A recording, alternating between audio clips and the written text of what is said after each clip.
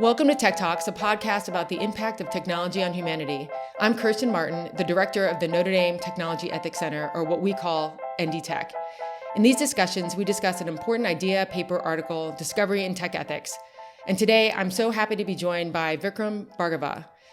Vic is an assistant professor of strategic management and public policy at the George Washington University School of Business.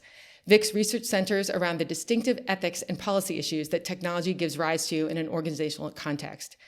In this series, our goal is to take one article, idea, or case and examine the larger implications for the field of tech ethics at large, including what someone who, for example, is hanging out in North Carolina, reading hard copies of the Wall Street Journal and the New York Times should know about the idea. Just as an example, it happens to be my father that still reads hard copies of the New York Times and the Wall Street Journal. And today I wanted to take a deeper dive into that article you had with Manuel Velasquez, The Ethics of the Attention Economy, the Problem of Social Media Addiction. I just so enjoyed this idea when I first saw it presented and then when I saw it in print. And I just thought you did such an interesting job of figuring out why it feels kind of more wrong that these companies get users addicted to their product.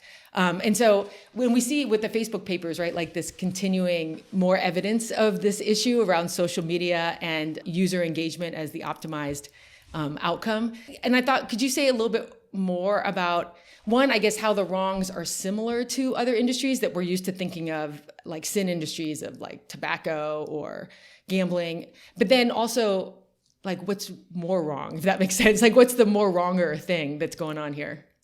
Thanks for having me. First of all, I am excited to be here, and you're actually get to the question that inspired me in a lot of ways, which is that, look, we've had businesses that have sold addictive products for decades now, longer even. Mm-hmm. And it's not enough, for example, to say, well, look, here's a product that's harmful, because there are lots of things that are harmful that might not raise unique issues. So the question that I'm interested in is, well, what if it all is unique or distinctive about social media companies addicting their users? And there are a lot of ways in which social media companies resemble other more familiar sort of sin industries, so to speak. And there are ways in which they're different. So I wouldn't quite put it as they are worse than these familiar addictive products, let's say cigarettes or alcohol or even harder drugs, but rather that they raise certain issues, ethical issues, that were not seen with these other kinds of products. So to give you an example of this, I just got a cup of coffee this morning at Starbucks, and let's suppose that I finished drinking this cup of coffee at the coffee shop and I threw it away. Now, I'm using this example that I'm going to build on here to illustrate a unique component of social media, which is called adaptive algorithms, which is the idea that the more you use the platform, the more the platform itself adapts to you, which gets you to use it more. And then this gives it more data, and this further adapts to you. So it's a tailoring process to the individual. So now returning to the coffee example. So, let's say I finish up my cup of coffee, I toss it out at the coffee shop, and unbeknownst to me, they go in the trash can, they grab my cup of coffee, seal it up in a Ziploc bag, and send it off to the regional lab for processing to figure out a little bit more about the biological attributes that incline me toward addiction. So then they sort of mildly tweak their coffee recipe to make it slightly more addictive the next day when I come in to have coffee. So again, I come in to have coffee, I finish my cup of coffee, slightly more addictive. Again, I throw it away. And then again, they seal it up in a Ziploc bag and they send it off to a lab for processing. Now, this process happens over and over and over and over until, let's say, a few weeks later, I come back to the coffee shop, and now I'm given a highly addictive cup of coffee. And not only that, they used me against myself. They sort of implicated me in the very process of addicting myself. So it's something like, not only are we going to do this bad thing to you, we're going to get you to help us do this bad thing to yourself. Right. Now, a key point here is I was aware at the front end that caffeine has some mildly addictive potential, right? So I might have even been aware of that, but that doesn't mean that I endorsed being given a highly addictive cup of coffee nor being used in that very process. So, a lot of times people might point out, well, aren't users sort of consenting to this in their agreement? Well, the scope of what they're consenting to is relevant in a lot of ways, right?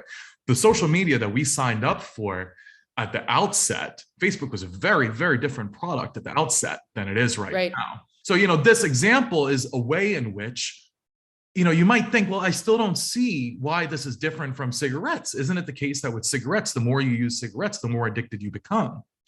Now, it is true that the more you use a given product, the more addicted you become to it. But that's not the point I'm making here. The point rather is that the more you use social media, the more addictive it becomes. So it becomes, it would be like a cigarette that each time you smoked a cigarette, the cigarette itself increased in nicotine content, and you help them do that.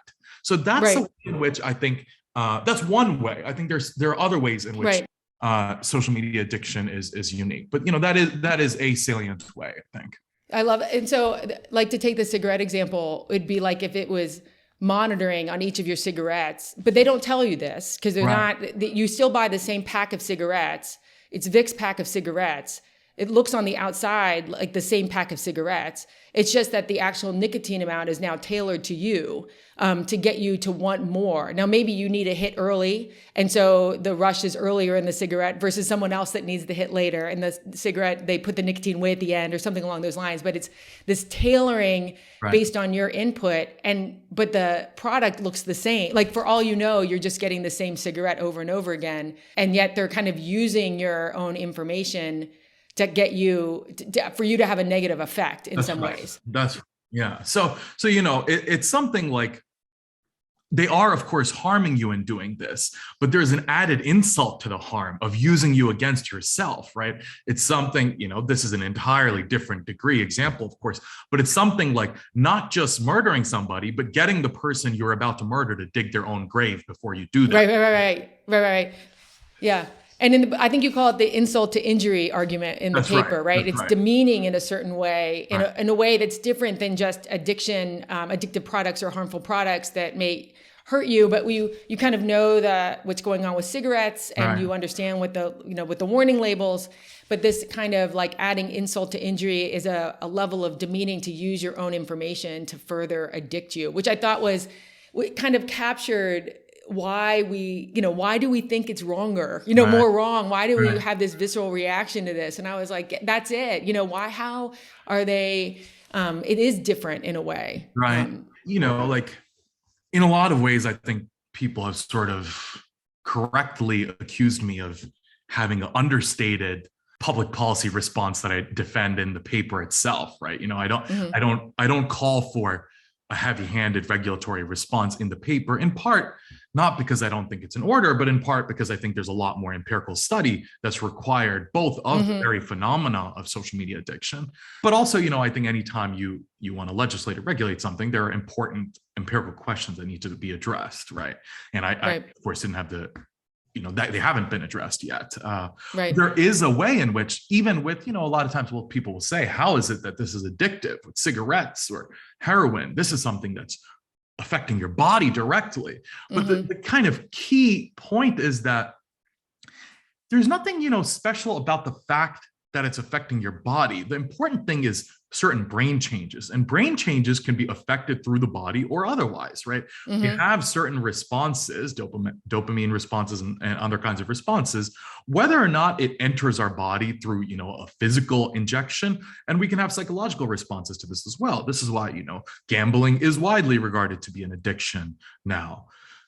Now, an important way in which, even on slot machines, which people often draw a parallel to now with social media, with slot machines, they're not, at least in the United States, legally permitted to change the odds on you while you are playing. But there's no such issues with social media, for example, right? Let's say they sense that you're probably going to log off. They can just hit you with the exact kind of content that would prevent that at that point with no issue.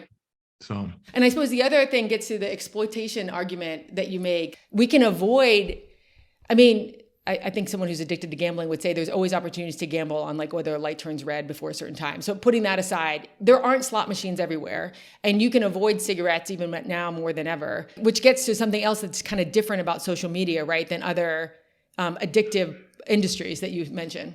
That's right. So I think there's a sense in which actually in philosophical discussions of exploitation, the relationship between a drug dealer and addict is often given as an example of exploitation. This is a sort of garden variety way in which, they could jack up the price. This person is desperate, so to speak. Right. Now, there's a way in which the kind of exploitation that's going on with social media addiction is much more invidious for the very reasons that you sort of sketch, which is that although, I don't mean to suggest that it's easy for an addict to quit cigarettes or to quit alcohol. It is, of course, a challenge. But rather, the point is that one can get on fairly successfully in contemporary life without ever smoking cigarettes, right? A little more difficult with alcohol, but even that, it doesn't really hinder too many professional, social opportunities, et cetera. Mm-hmm. And if we're talking about the case of teens, for example, maybe there's going to be teens who sort of sneak into their parents' alcohol cabinet or, take a puff of a cigarette while they're at a party. But nothing bad would happen if they did not do that until they were, let's say, graduated from college or graduated from high school. Right. There's something different in the case of social media, which is that every college class that I've taught right now, so these are, Gen Z students, there's always at least 10% or so of them who've had history teachers who've given assignments such as make a Twitter profile for this historical figure. And they're, important in order to succeed on school assignments in a lot of ways, it requires being a part of social media, right? And so it's not just, these deviant teens, it's the very, the ideal academically, socially successful teens in a lot of ways have legitimate grounds to be on social media. And, it's not just children. I mean, I think these days, there are more and more politicians who are announcing, global governance decisions, public policy decisions. And if you want to be a sort of participant in the democratic process, in a lot of ways, you need to be attuned to this on social media. So if you want to be, let's say, a part of, there are plenty of, for example, job search websites that require you to log in with the social media platform, dating apps, et cetera. So there are a lot of different social goods that either require you to join using a social media platform, or it's the sort of most straightforward way to do so. So way in which this is more, the exploitation is more invidious is that there are legitimate grounds for why we need to be on the internet more generally, and also even plausibly on social media in particular, such that even if you're not addicted yet, it's just they have innumerable opportunities to get you, so to speak. Right. And this is in a lot of ways different, right? We wouldn't lose out on much if we never smoked cigarettes in our lives. But arguably, I mean, certainly with internet in contemporary life, and you might correctly say, well, look, the internet is not the same as social media. But the trouble is, we know from the research on environmental cues, you're just one step away. It's like, you can go to a bar as an alcoholic and have alcohol there, but it's the environmental cues make it all the more difficult. And, this is a sort of perpetual challenge, basically, for social media, given that there are a lot of legitimate uses of it. Yeah. And especially, I mean, this was written, if I remember, I saw it presented before the pandemic, but it was written and published before the pandemic, which social media has only become more important, especially for teens and young adults since the pandemic, because that's the only way that they actually are socially interacting. So it was actually written before that, but you could even make a stronger argument now in many ways with the reliance on people being remote. And now that they're used to it, it's just so much easier for them to interact that way. And they have friends from long distances. So it's kind of become even more normal.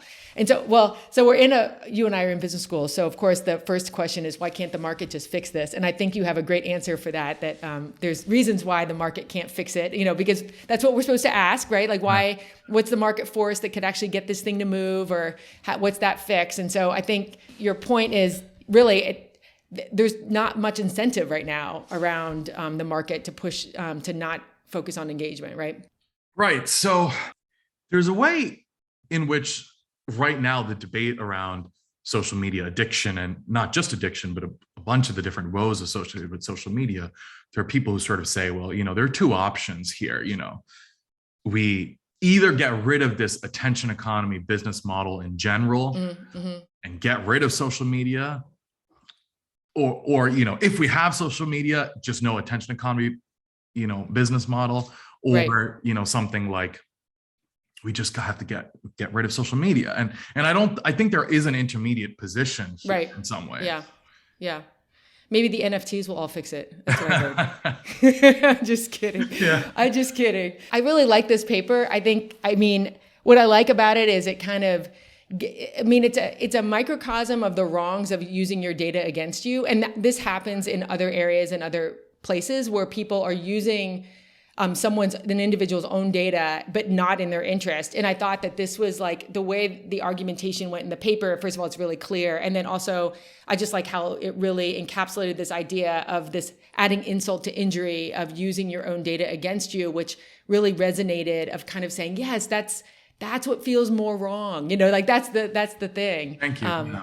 Yeah. And actually, that point that you mentioned is actually, I think, directly related to this incentive structure.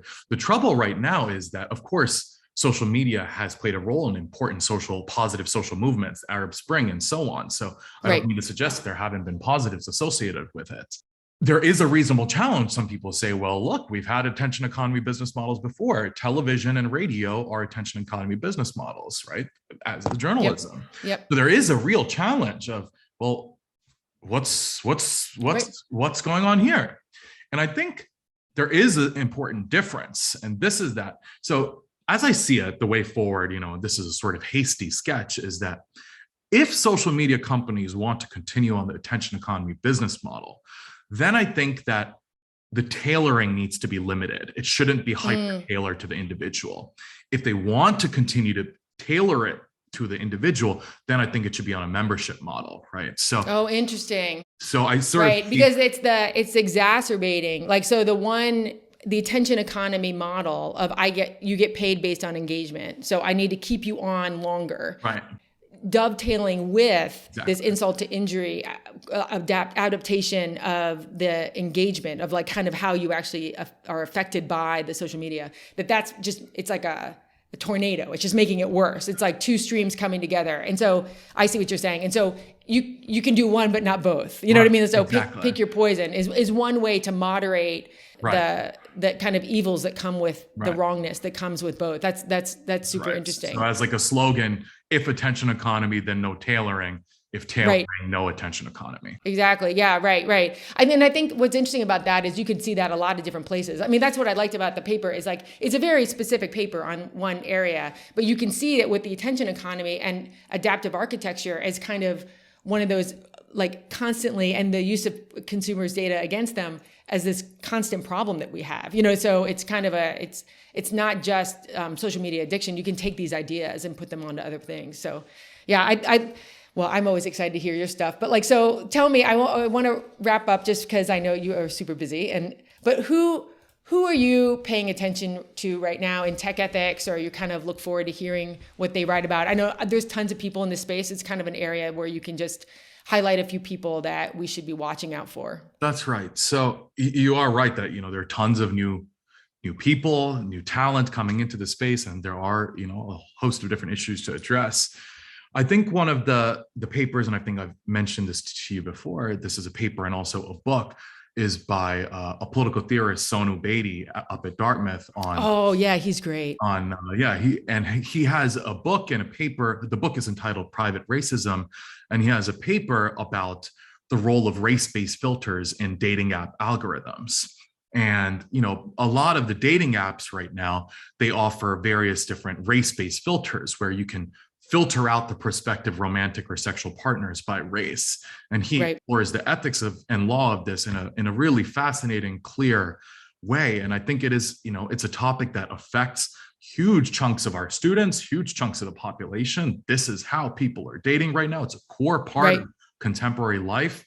And in a lot of ways, I think people have sort of regarded this aspect of our life as sort of insulated from the possibility of bigoted preferences and so on. And it raises I think, fascinating, challenging questions that, in some cases, uncomfortable ones, but I think it does it in all the right ways. So I think Sonu Bedi's work on this topic of private racism, I think, is really quite excellent. Yeah, that's a great suggestion. He's great. So thank you. Well, gosh, let me know when you have another thing out. I always watch for it. And I know we see each other when we do our workshops together. Right. So I always am keeping track of what's going on. So I can't thank you enough for coming and kind of just doing a little bit of a deep dive on one idea, just to make it kind of broad for the entire tech ethics community. So I really appreciate you taking your time out of your day, Vic. And thanks so much, and I'll see you soon. Thank you so much for having me. It was fun. TEC Talks is a production of the Notre Dame Technology Ethics Center. For more, visit techethics.nd.edu.